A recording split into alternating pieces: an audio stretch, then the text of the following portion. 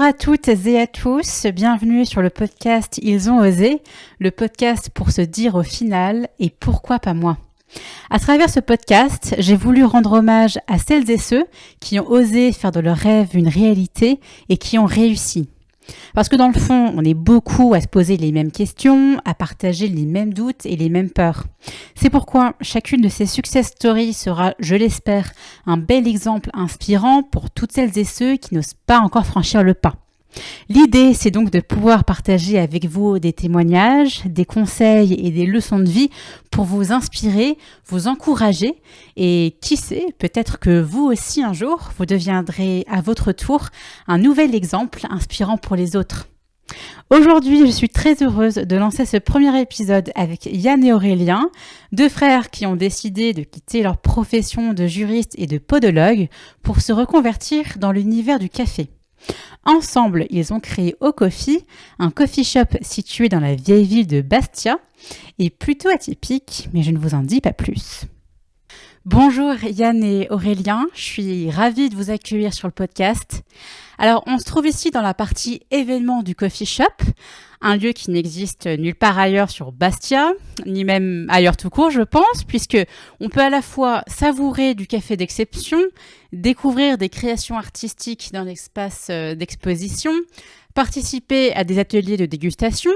Vous accueillez également des événements comme par exemple l'inauguration d'associations. C'était quoi l'envie au départ ? Au départ, l'idée n'était pas forcément définie complètement.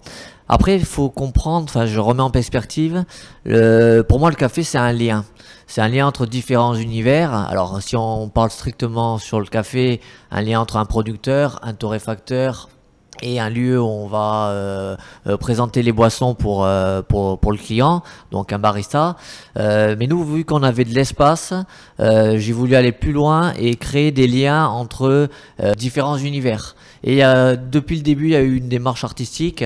Alors au départ, ça a commencé par le local, avec la création, et d'entrée, on a travaillé avec des artistes pour la décoration du local. Donc c'était tout logique, puisqu'on avait aussi un lieu où on a pu, qu'on a appelé galerie, mettre à disposition d'artistes, de s'enrichir en fait de travail d'autres personnes. Le mot important c'est lien, et le deuxième mot super important c'est passion. On recherche des gens qui sont passionnés, comme on est curieux. Moi personnellement je suis très curieux et on aime la curiosité aussi, ça fait découvrir plein de choses, et quand on rajoute à cette curiosité là la passion, forcément on a des découvertes très intéressantes. Donc ça c'est de le faire après partager, parce que si ça reste que pour soi, c'est intéressant, on s'enrichit personnellement, mais de le transmettre ou que ça devienne une histoire un petit peu plus complète, là quand même ça devient beaucoup plus intéressant. Donc ça s'est construit sur un laps de temps un peu plus important, parce que la pièce où on se trouve elle est centrale dans le coffee, et c'est un peu comme une pièce centrale d'un puzzle en fait, qui va relier tous nos éléments, mais c'était pas le plus facile. Alors même si je l'avais en tête dès le départ, je savais pas vraiment. Au fil du temps, ça a évolué au fil. Exactement. Une histoire qui était écrite d'avance en fait, et j'aime un peu cette idée que je m'adapte, etc. Et je m'enrichis aussi de personnes que je rencontre. En fait, le projet a été établi comme ça. On rencontre des personnes et l'histoire se déroule. Alors j'ai mon fil conducteur évidemment, mais j'aime bien aussi cette part d'aléa qui me fait aller dériver un petit peu de mon cap. Et alors, donc ça fait à peu près 2 ans que le coffee shop existe. Vous étiez donc podologue et juriste avant de créer ce lieu. Qu'est-ce qui a été le déclic pour ce changement de vie radical ? Est-ce qu'il y a eu une rencontre en particulier, un événement déclencheur ? Pour ma part, j'avais envie de changer de métier. Moi, j'étais podologue. Je savais que je ne ferais pas ça toute ma vie, donc j'étais en recherche. Mon frère était passionné de café. Moi, je l'étais moins. J'étais intéressé, mais je l'étais moins au départ. Il m'a transmis cette passion. Ce local où on se trouve, c'était destiné à mon activité professionnelle de podologue et devait s'y ajouter une partie café. Okay. Finalement, ça a changé en cours de route. Et cette passion du café, elle est née durant un voyage. Surtout pour Johan. Moi, je ne l'ai pas vécu de la même manière. mais c'est les voyages qui nous ont fait découvrir qu'il y avait une autre façon de déguster du café et que c'était pas du tout ce qu'on consommait actuellement.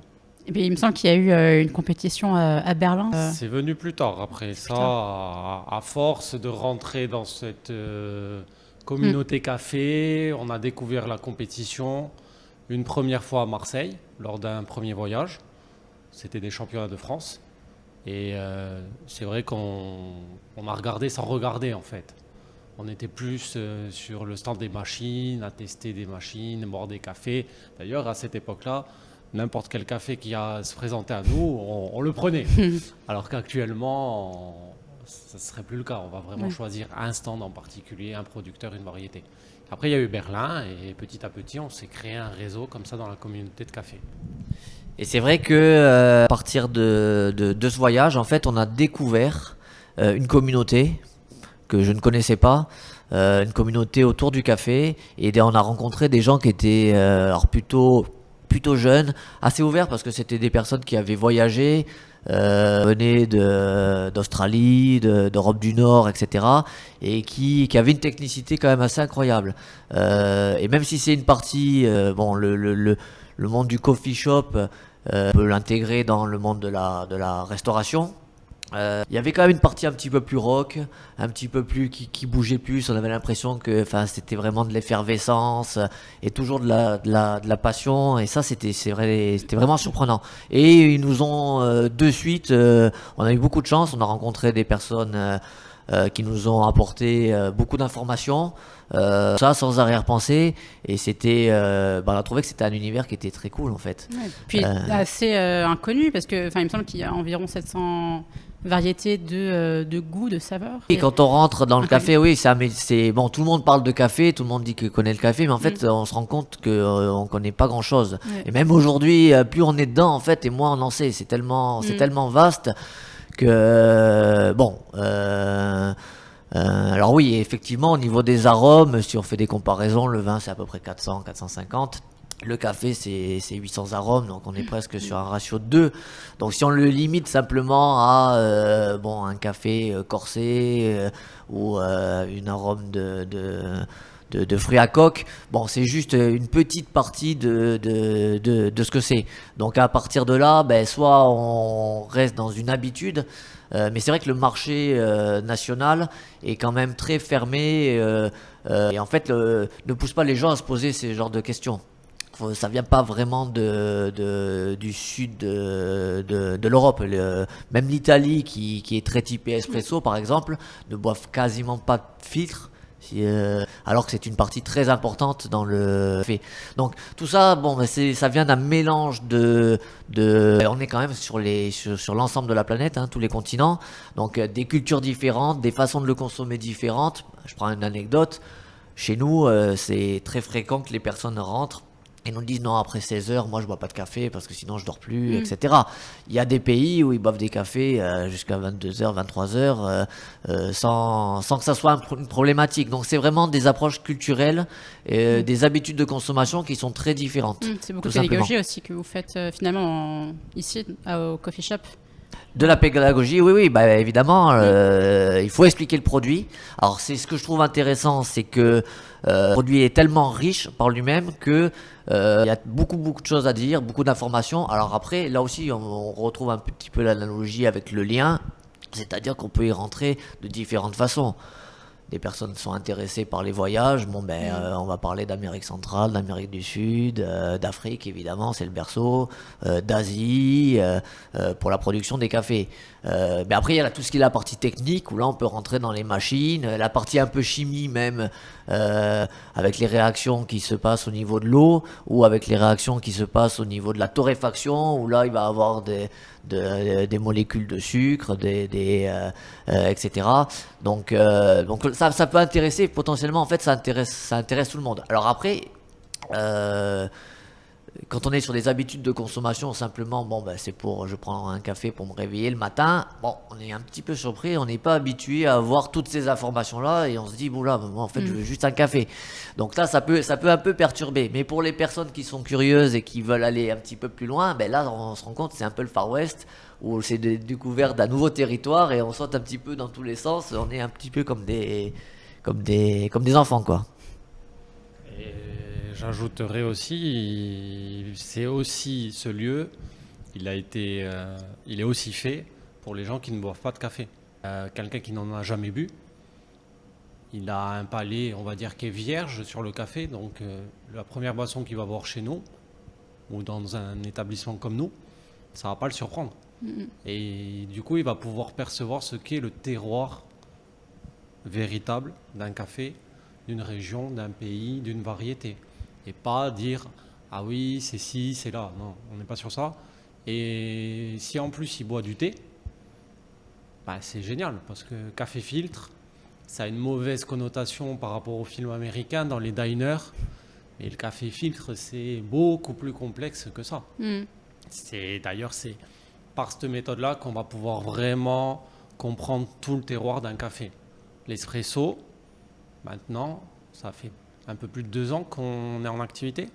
On voit que les gens sont amateurs d'espresso parce qu'on est proche de l'Italie. Mais ils ne l'apprécient pas à leur juste valeur parce qu'ils le trouvent vraiment très concentré.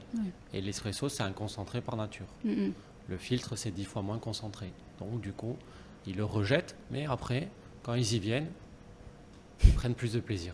Et donc là, justement, ici, vous avez du café de quelle provenance et vous le sélectionnez comment, sur quels critères?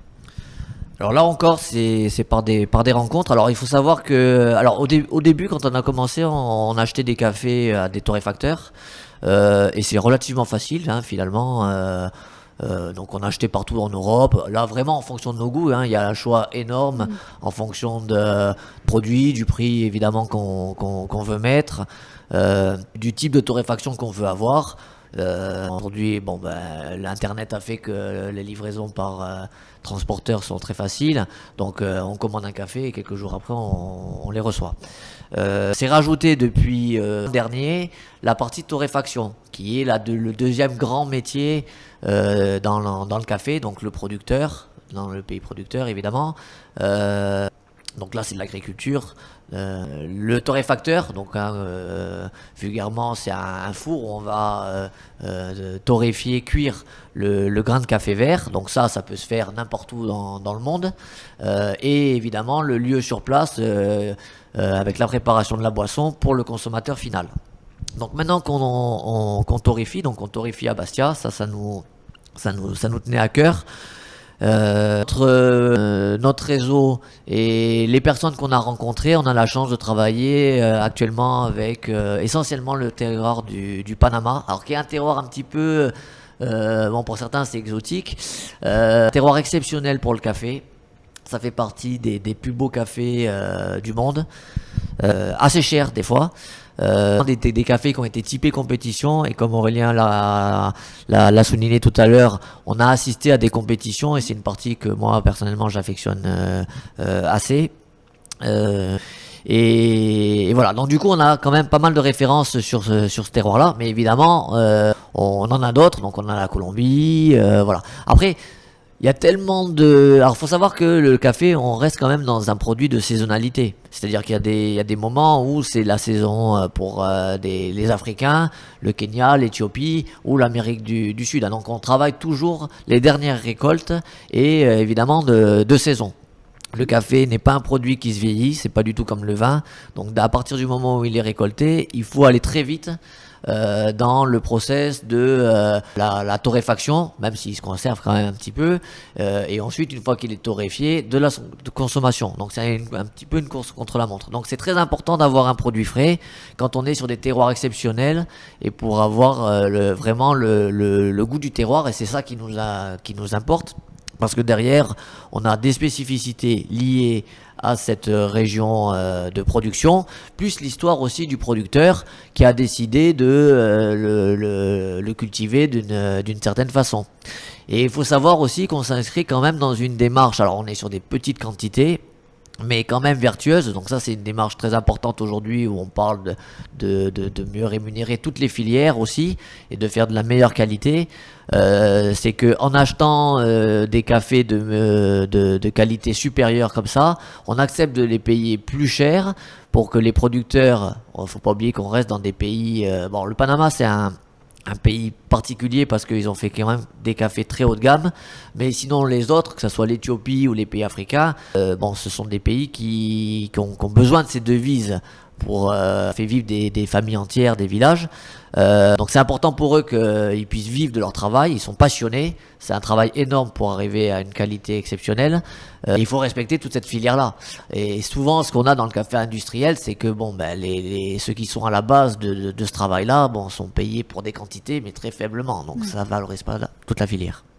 Et juste par rapport donc, aux différents cafés que vous proposez à la carte, est-ce que vous avez un café préféré sur le plan du goût ou... Alors ça, on nous pose des questions. Alors après, on est dans la partie, évidemment, il y a l'objectif, la partie subjective. Objectivement, un bon café, ben, ça va être en fonction de son terroir. Hein, évidemment, on va pas demander à un Brésilien de ressembler à un Éthiopien, bien que aujourd'hui, dans ce qu'on appelle le process du café, on peut faire vraiment beaucoup de choses. Apporter des arômes, même des sensations organoleptiques qu'on appelle ou tactiles en bouche qui sont un peu différentes de ce qu'on peut avoir traditionnellement. L'idée quand même c'est de retrouver un terroir pour qu'il y ait quand même une certaine transparence. Donc nous en tant que professionnels, j'aime un café par rapport à ses caractéristiques propres. Après, subjectivement, évidemment, j'ai des préférences pour certains cafés. Donc, d'ailleurs, notre carte reflète nos préférences, évidemment. Même s'il est toujours... faut quand même sortir de sa zone de confort et découvrir d'autres choses. Dans 800 arômes, bon, des fois, on n'a pas la palette aromatique, il y a de quoi faire. C'est pour ça que quand les gens nous disent « j'aime pas le café bon, en fait, c'est pas vraiment possible, sauf si... mais alors, on n'aime pas les fruits, on n'aime pas les fruits à coque, on n'aime pas le cacao, on n'aime pas le floral, etc. Bon, là-dedans, on a forcément quelque chose que... C'est peut-être l'amertume que les gens n'aiment pas, mais j'imagine qu'il doit y avoir des cafés qui sont plutôt doux. Il y a des cafés qui sont très doux. Nos cafés d'ailleurs sont plutôt... alors dans les 3 saveurs qu'on va retrouver dans le café, il y a l'amertume évidemment, l'acidité, quand on est plus surpris de la retrouver là, et le sucre. Bon là aussi le sucre, on est tellement habitué à avoir aujourd'hui une consommation de sucre importante que en fonction des personnes, le degré de sucre est différent. Mais il se retrouve naturellement dans le café. Donc, mais comme la cerise de café est un fruit, et comme tout fruit est acide, ben, moins on le cuit et plus on va retrouver de l'acidité dedans. Donc après, en fait, quand on s'intéresse au produit, on comprend le produit et on le voit différemment. Donc c'est ça que la démarche est intéressante, etc. Nous, là, je reviens un petit peu sur le lieu. On a conçu le lieu aussi un peu comme un outil pédagogique, c'est-à-dire que effectivement on a des tableaux qu'on a travaillé avec des artistes et ça nous a passionnés parce que les gens eux-mêmes étaient passionnés, donc du coup passionnant. Mais quand on regarde les tableaux de près, eh ben, on a quand même des tableaux qui représentent des outils qui sont dans le monde du café. On voit des moulins, des machines, etc. On se disait tiens, les gens vont se retrouver dans un lieu.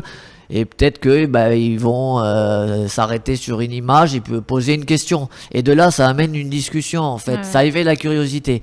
On voulait pas simplement avoir des consommateurs. D'ailleurs, au départ, pour reprendre la question qui était posée au début, c'était un délire. Hein, pour être honnête, on a changé. Enfin, moi, j'avais pas. Au début, je m'étais pas dit je vais changer de vie, quoi. Hein, bon, j'ai fait plusieurs choses dans ma vie. J'aime bien le changement. Mais j'avais rien été programmé. C'était vraiment moi une passion. Et honnêtement, quand j'ai fait ça, j'ai dit bon on fera.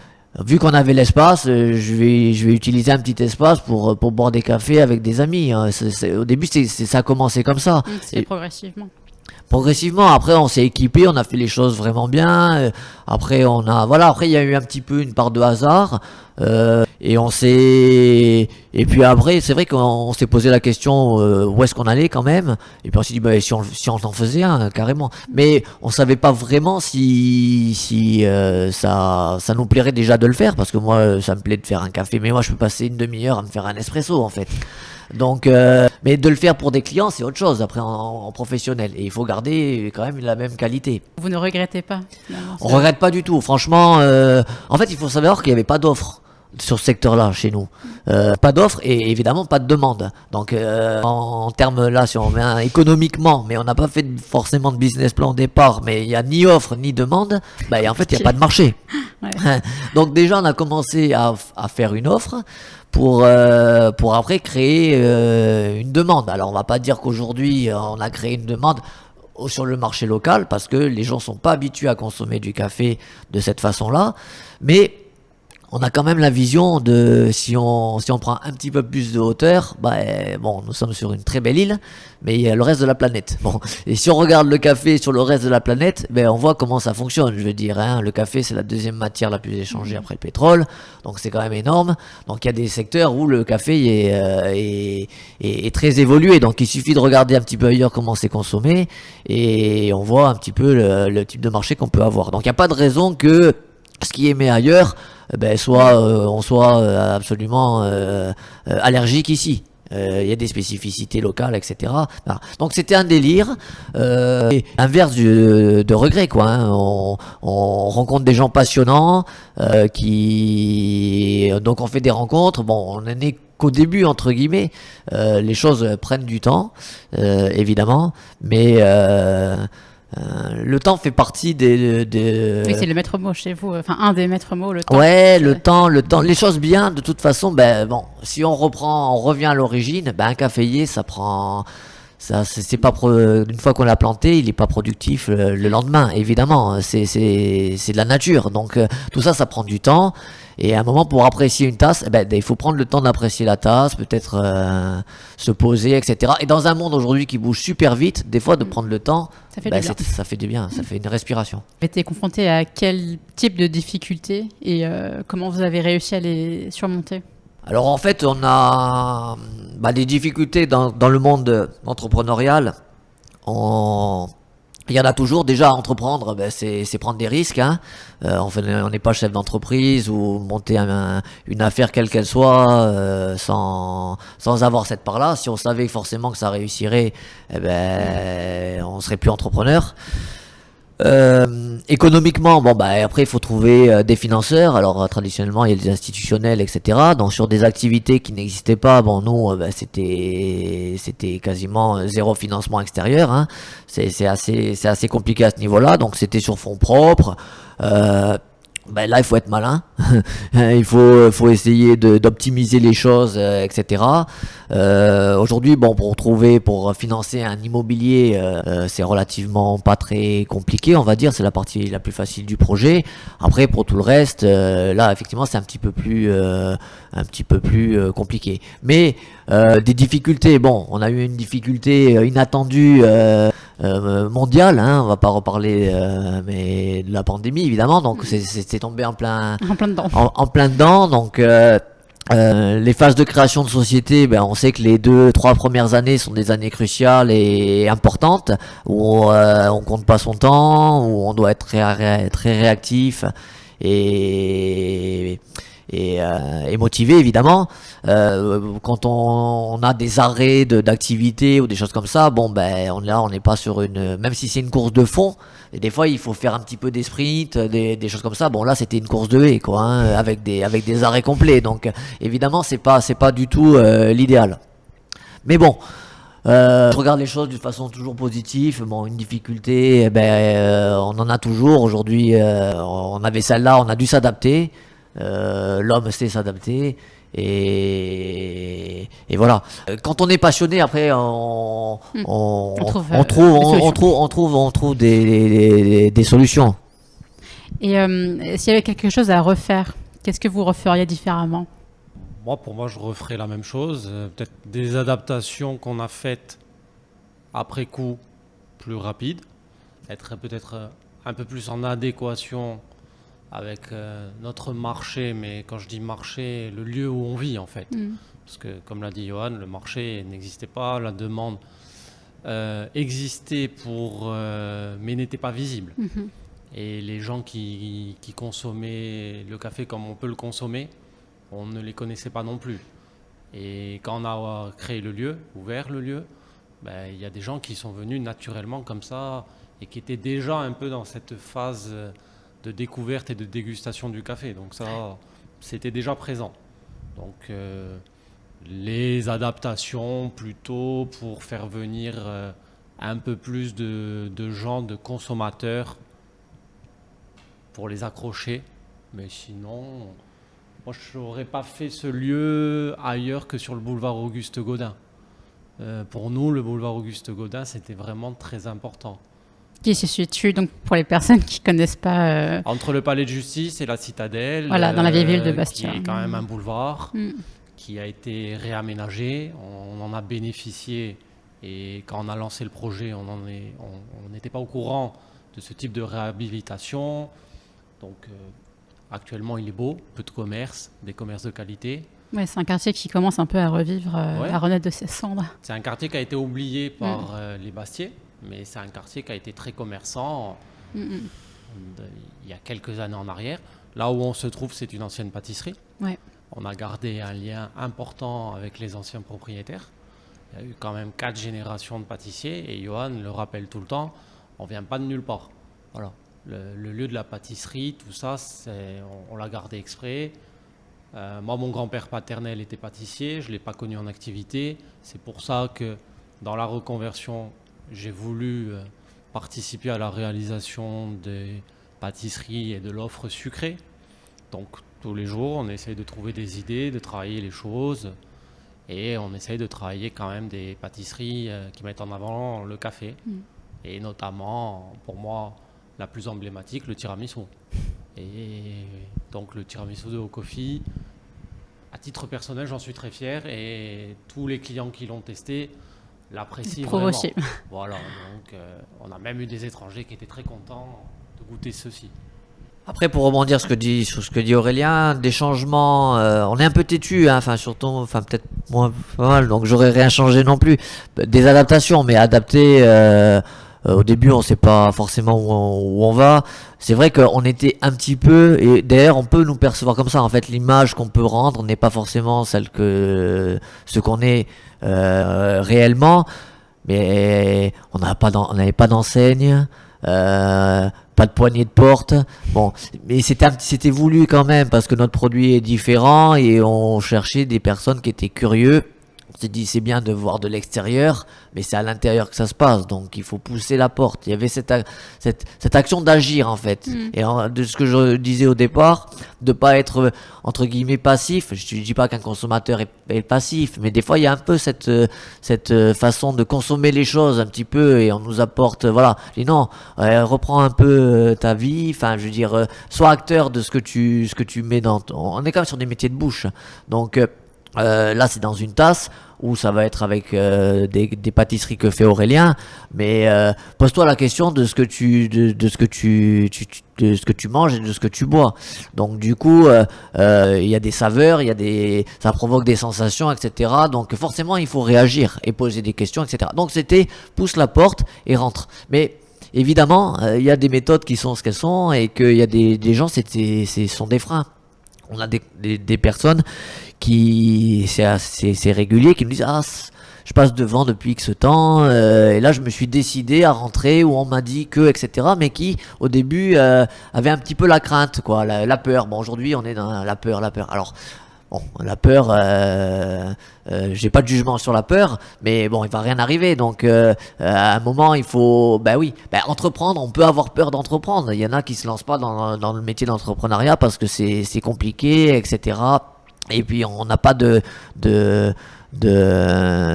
réussite absolue derrière. Il y a voilà. Il y a une part d'inconnu. Il y a une part d'inconnu, elle fait partie, voilà. Mais quand on plante, quand on est agriculteur, on ne sait pas la plante comment ça va pousser, etc. Ça fait partie, mais c'est la vie, je veux dire. Aujourd'hui, voilà, on veut zéro risque avec que des, mais ça n'existe pas. Nous, on ne sait pas. pour revenir aussi sur une question qui était posée sur quel café on aime, alors là il y a différentes visions. Il y en a qui vont être sur tiens, aujourd'hui j'ai tel type de café, je vais le torréfier pour voir ce qu'il donne et puis pour essayer de que ça soit le révéler le mieux. Moi c'est vrai que comme je suis un peu toujours une partie active, j'essaie de maîtriser, de me dire j'aimerais ça comme produit. Je fais un peu le sens inverse et je vais aller chercher des variétés ou des terroirs en fonction de ce que je veux. Aujourd'hui, quand on extrait un café ou quand on le torréfie, c'est un peu comme un chef qui va faire une recette. D'ailleurs, nous avons des recettes pour faire les cafés. C'est pas notre recette avec notre ingrédient de base va être différent de la recette d'un autre torréfacteur ou d'un autre coffee shop avec le même produit. On aura deux rendus complètement différents. Donc en fait, ça veut dire que c'est notre vision qu'on a dans la tasse. C'est pas uniquement de présenter un produit. Et ça change quand même pas mal de choses. Par exemple, chez nous, on n'a pas de marque de boissons qu'on va retrouver de partout. On n'a que des choses que l'on fait le plus possible chez nous. C'était important pour nous et de raconter notre vision des choses. Ok. Et donc ça fait à peu près 2 ans que le coffee shop existe. Comment vous voyez les choses pour la suite ? Comment nous voyons les choses pour la suite ? Déjà, on a une idée par jour, donc il faut qu'on se calme au niveau des idées. Peut-être qu'on se recentre. Bon, c'est vrai que c'est normal au départ. Hein, c'est un peu l'effervescence. On a envie de toucher un petit peu à plein de choses. Après, il faut se recentrer. La partie torréfaction est un métier pour moi qui me passionne, qui me permet il y a à la fois une partie technique et il y a une partie aussi de sourcing. Ça on n'a pas vraiment parlé, mais c'est super important de travailler sur des bons produits. Donc après il y a le produit, mais il y a les hommes qui les produisent et les hommes et les femmes qui les produisent derrière. Donc ça, il y a un potentiel parce qu'aujourd'hui quand même la consommation de grains, de café en grains augmente. Les gens veulent consommer différemment, etc. Donc voilà, il y a toute une partie là-dessus. Après, il y a aussi un axe sur la partie événements parce que ça touche des personnes qui nous apportent des choses, ça nous alimente en fait. C'est un peu comme un carburant. Moi, la passion des autres, leur énergie, etc. Ça me donne des idées pour faire d'autres choses. Voilà, toujours dans cette idée aussi de lien. Souvent, on nous demande pour la restauration et tout. Moi personnellement, c'est pas mon cœur de métier déjà à la base. C'est quelque chose que je sais pas vraiment faire, qui m'intéresse. Donc je laisse faire à des choses à ceux qui savent le faire, qui sont passionnés pour le faire.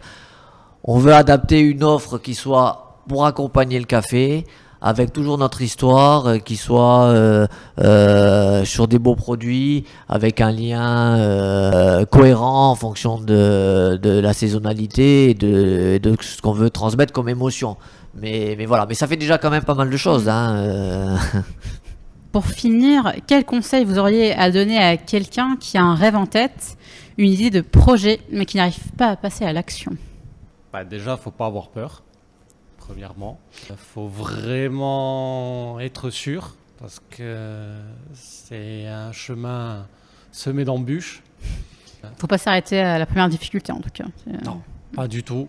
Il y aura toujours quelqu'un pour essayer de dire es-tu sûr, es-tu vraiment sûr, là tu as une activité.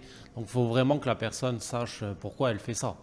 Parce que parfois la famille peut soutenir à tous les points de vue, ou certains points de vue, des fois pas du tout. Après ça peut être les amis, après ça peut être les gens. Donc ici, par exemple, à titre personnel, sur Ocoffee, des gens qui ne comprennent pas ce qu'on a voulu faire ou ce qu'on fait, pour simplifier en fait, nous, ce qu'on est aujourd'hui, c'est que nous sommes torréfacteurs. Et on est dans l'espace torréfaction au sens large, et où on peut venir déguster des cafés, acheter du paquet, et le lieu culturel, tout ça. Mais il ne faut pas se décourager. Oui, en fait, c'est ça que je voulais dire. il y a peu de personnes qui nous ont dit ou qui ont reconnu que ce qu'on avait fait, c'était une part de risque et qui ont dit, mais quand même, chapeau. Donc, il ne faut pas attendre ça quand on entreprend. Et du coup, c'est pour ça que c'est vraiment important de savoir pourquoi on le fait. Après, la réponse, elle est dans la question qui était posée finalement. Si les personnes, elles sont passionnées et qu'elles n'arrivent pas à franchir le pas, déjà, c'est normal. Ça arrive, c'est tout le monde. Faut pas croire que les gens qui font des choses, ils sont jamais posés de questions, etc. Même si après ils vont raconter une histoire. La réalité des choses n'est pas toujours ce qu'on raconte aussi. Mais bon, dans le préalable, il y a passionné. Donc si la personne ne le fait pas, elle va passer à côté d'une passion. Donc faut pas que ça devienne une frustration, faut pas que ça se transforme, parce qu'après ça va être des regrets.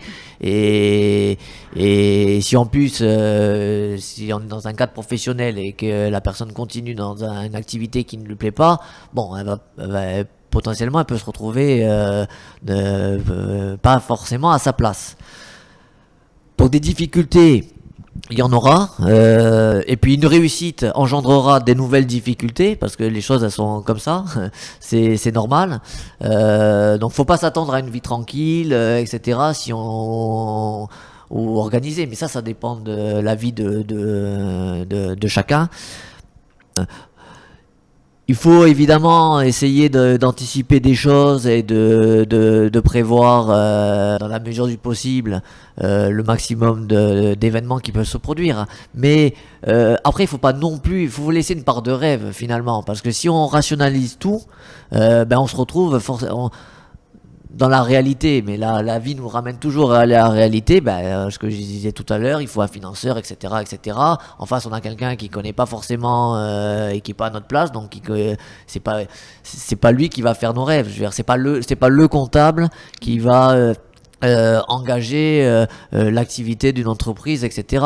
Il faut s'en servir comme un outil spécialiste pour certaines parties, mais il faut savoir aussi un peu lâcher prise et savoir suivre ses rêves. Alors après, il faut tenir compte évidemment des remarques de personnes qui entourent, etc., qui la plupart du temps donnent des conseils, des bons conseils. C'est vrai que souvent c'est dans le cadre d'inquiétude, et on a souvent remarqué que c'est dans le cadre de peur. Donc du coup, les gens ils sont un peu affolés du lendemain, de ce qui va arriver, et l'inconnu est une peur, devient une peur. Bon, mais ça c'est vieux comme le monde, je veux dire, sans revenir à Platon, dans la caverne, on restait dans la caverne parce qu'on voulait pas, on avait peur de ce qu'il y avait de l'extérieur. Donc tout ça est connu, je veux dire, depuis X temps. Donc l'idée c'est que on aille au-delà de ça.